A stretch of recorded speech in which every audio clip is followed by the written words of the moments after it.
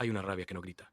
No golpea la mesa ni levanta la voz. No dice lo que piensa ni se defiende cuando debería. Esa rabia aprendió a callarse, a doblarse, a convertirse en otra cosa, en cansancio crónico, en dolores que no tienen causa médica clara, en esa irritabilidad que aparece de la nada por cosas pequeñas y que parece desproporcionada hasta para quien la siente, en tristeza que no tiene nombre, en la sensación de que algo en vos está apagado hace tiempo. Esa rabia, que no tiene salida, no desaparece, se queda, se asienta en el cuerpo, en los patrones de conducta, en la relación que se tiene con uno mismo, y lo que hace adentro con el tiempo, de qué manera opera y qué produce, es exactamente lo que vale la pena mirar hoy, porque casi nunca se nombra con esta claridad. La rabia es una emoción funcional, no es un defecto ni un síntoma de algo que está mal en quien la siente. Está ahí por razones que tienen sentido.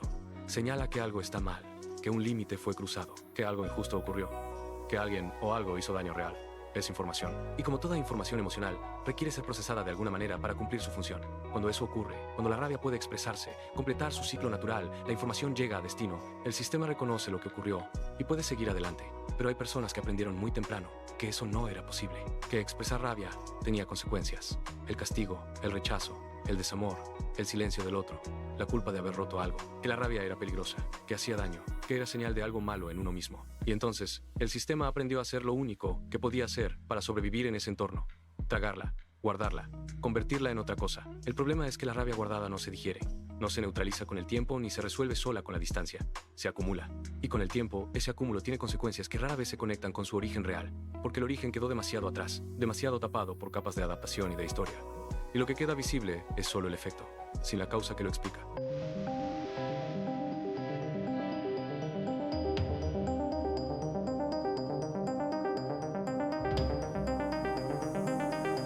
Hay un concepto en psicología que describe exactamente esto con precisión: la agresión vuelta hacia adentro. No es un concepto nuevo ni oscuro, es uno de los mecanismos más estudiados en la relación entre emociones no procesadas y sufrimiento psíquico sostenido en el tiempo. Es cuando la energía de la rabia, que por naturaleza tiende hacia afuera, hacia la fuente del daño, no puede ir hacia afuera y entonces se redirige hacia adentro, hacia uno mismo. No siempre de manera dramática ni visible, a veces de maneras tan cotidianas que se confunden con rasgos de personalidad o con el estado normal de las cosas. La autocrítica excesiva es una de esas formas, quizás la más frecuente y la más normalizada. Esa voz interna que siempre encuentra algo que no estuvo bien, que no fue suficiente, que podría haber sido mejor, que señala sin descanso los errores y minimiza todo lo que funcionó, que aplica a la propia conducta un estándar de exigencia que nunca aplicaría con esa dureza a ninguna otra persona. Esa voz, en muchos casos, no es una evaluación objetiva ni una búsqueda legítima de crecimiento. Es rabia que no encontró otro destino y que aterrizó en el único lugar donde podía, sin consecuencias externas, en vos mismo. La tendencia a sabotearse en momentos clave es otra forma. Esa incapacidad inexplicable de sostener lo bueno, de seguir adelante cuando algo empieza a funcionar. El autosabotaje no siempre viene del miedo al éxito, como se dijo en un capítulo anterior. A veces viene de la rabia vieja que encontró en el propio bienestar un blanco disponible. Y está también la somatización, los dolores de cabeza crónicos, la tensión muscular que no cede, los problemas digestivos sin causa orgánica confirmada, el insomnio persistente. El cuerpo no distingue entre rabia expresada y rabia guardada en términos de activación fisiológica. Lo que sí distingue es si esa activación tiene salida o no. Cuando no la tiene, el cuerpo carga con lo que la mente no pudo procesar. Hay un mito que alimenta todo esto y que es especialmente dañino en la cultura hispanohablante: el de que no sentir rabia o no mostrarla es una virtud, que la persona que no se enoja, que siempre está tranquila, que nunca pierde la paciencia, tiene algo que el resto debería imitar. Ese mito confunde la represión con la madurez, y son cosas completamente distintas. La madurez emocional no es no sentir rabia, es poder sentirla sin que te destruya a vos ni destruya a otros. Dinde es poder reconocerla, nombrarla y hacer algo útil con la información que trae. La represión, en cambio, no es ausencia de rabia. Es rabia sin salida que sigue siendo rabia, solo que ahora no tiene cara, no tiene nombre y no sabe hacia dónde ir. También hay que desmontar la idea de que el problema es la rabia en sí misma, que si uno no sintiera rabia estaría mejor. La rabia no es el problema. Sentirla no es señal de inmadurez, ni de que algo está mal en vos. El problema es lo que ocurre cuando no puede moverse, cuando no tiene ninguna salida posible y queda atrapada en el sistema. Una emoción que se bloquea de manera sistemática no deja de existir, se transforma, cambia de forma, y casi siempre se transforma en algo más difícil de manejar que la emoción original, precisamente porque ya no tiene nombre. Lo que se consolida en el tiempo cuando la rabia no tiene salida es un patrón que se vuelve invisible porque se normaliza. La persona no dice, tengo rabia acumulada. Dice, soy así, siempre fui muy sensible. Me afectan demasiado las cosas. No sé por qué me cuesta tanto. El origen se pierde y lo que queda es solo el efecto, flotando sin causa aparente. Difícil de abordar, precisamente porque no tiene nombre. Con los años, ese patrón puede producir algo parecido a una depresión que no responde bien a los tratamientos habituales, precisamente porque no es depresión en el sentido clásico, sino rabia, sin procesar que agotó el sistema. Puede producir también una fatiga que no mejora con el descanso, porque el cansancio no viene del esfuerzo físico, sino del trabajo constante de mantener guardado lo que quiere salir. Puede producir relaciones donde la persona cede siempre, no por generosidad genuina, sino porque expresar un desacuerdo activa el mismo pánico que aprendió de chico. Puede producir una vida que funciona hacia afuera, pero que por adentro se siente vacía, plana, sin textura, como si la energía que debería estar disponible para vivir estuviera toda ocupada en mantener la tapa puesta.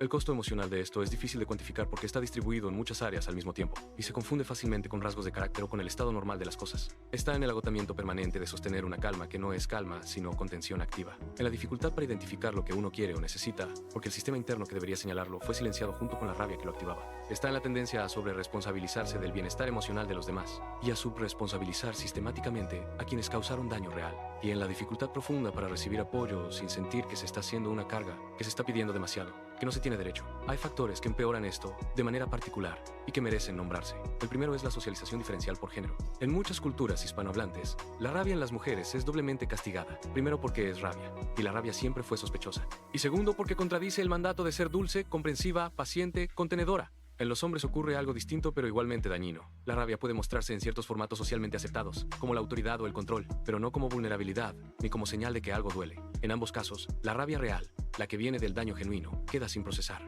El segundo es la cultura del aguante. En muchos contextos latinoamericanos, soportar en silencio, no quejarse, no hacer problemas, es un valor que se transmite de generación en generación como si fuera una forma de fortaleza. La persona que pone límites o que expresa que algo le hizo daño es leída rápidamente como conflictiva, como débil, como alguien que no sabe manejar la vida ni a los demás. Ese entorno hace que tragarse la rabia no solo sea algo que se aprende en la infancia, sino algo que se refuerza en la adultez de manera constante y sin cuestionamiento. Entonces, ¿qué se puede hacer con todo esto? No una técnica de manejo emocional ni un ejercicio de liberación catártica. 3 cosas concretas, ejecutables esta semana, que van al lugar donde el proceso realmente se interrumpe. La primera es nombrar la rabia antes de hacer cualquier otra cosa con ella, no para expresarla necesariamente, solo para nombrarla. Hay una diferencia enorme entre sentir una tensión difusa, un cansancio inexplicable, una irritabilidad que no tiene objeto, y poder decir, esto es rabia. Solo esa identificación interrumpe el proceso de conversión automática. Cada vez que notes esa tensión o ese malestar sin nombre, escribí una sola línea, que la activó. ¿Hacia dónde tendería si pudiera ir? No para actuar sobre eso, para que la información llegue a algún lugar. La segunda es revisar dónde cediste cuando no querías ceder esta semana. No todas las situaciones, no un análisis exhaustivo, una sola. Una vez en que dijiste que sí cuando querías decir que no, o en que no dijiste nada cuando tenías algo para decir. Escribí lo que querías decir, no para enviarlo, solo para sacarlo de adentro y ponerlo en algún lugar que no sea el cuerpo. Ese ejercicio no resuelve la rabia acumulada de años, pero entrena la capacidad de reconocer el momento de la supresión, que es el único lugar desde donde se puede hacer algo diferente. La tercera, si al hacer esto aparece algo muy antiguo, muy pesado, algo que tiene más capas de las que puedes sostener solo, busca apoyo profesional, no porque algo esté roto, sino porque la rabia acumulada durante mucho tiempo, especialmente la que viene de daños reales, requiere un proceso que no siempre se puede hacer en soledad. Eso no es debilidad, es el reconocimiento de que algunas cosas son demasiado para cargarlas sin acompañamiento. La rabia que nos expresa no se evapora, se instala, y lo que parece paciencia, desde afuera, a veces es solo el sonido del silencio de alguien que aprendió que no tenía permiso para sentir lo que sentía. Eso no era fortaleza, era supervivencia. Y hay una diferencia enorme entre las dos, aunque durante mucho tiempo se hayan parecido tanto que era casi imposible distinguirlas. La fortaleza tiene energía, la supervivencia agota. Y muchas personas que creen que son fuertes en realidad llevan años gastando toda su energía disponible en no sentir lo que sienten. Si algo de esto nombró algo que reconoces en vos o en alguien cerca, no lo dejes pasar. No porque este canal lo necesite, sino porque hay alguien en tu vida que también carga con rabia vieja, que no sabe que es rabia, que también paga con el cuerpo lo que no puede decir con palabras, que también confunde la represión con la calma. Ese alguien necesita escuchar esto. Dale like si hoy fue honesto. Suscríbete si quieres seguir recibiendo lo que nadie dice en voz alta sobre salud mental. Y compartilo, porque a veces poner nombre a lo que alguien siente es lo más útil que puedes hacer por esa persona. Si esto te está superando, pedir ayuda también es una forma de recuperar calma.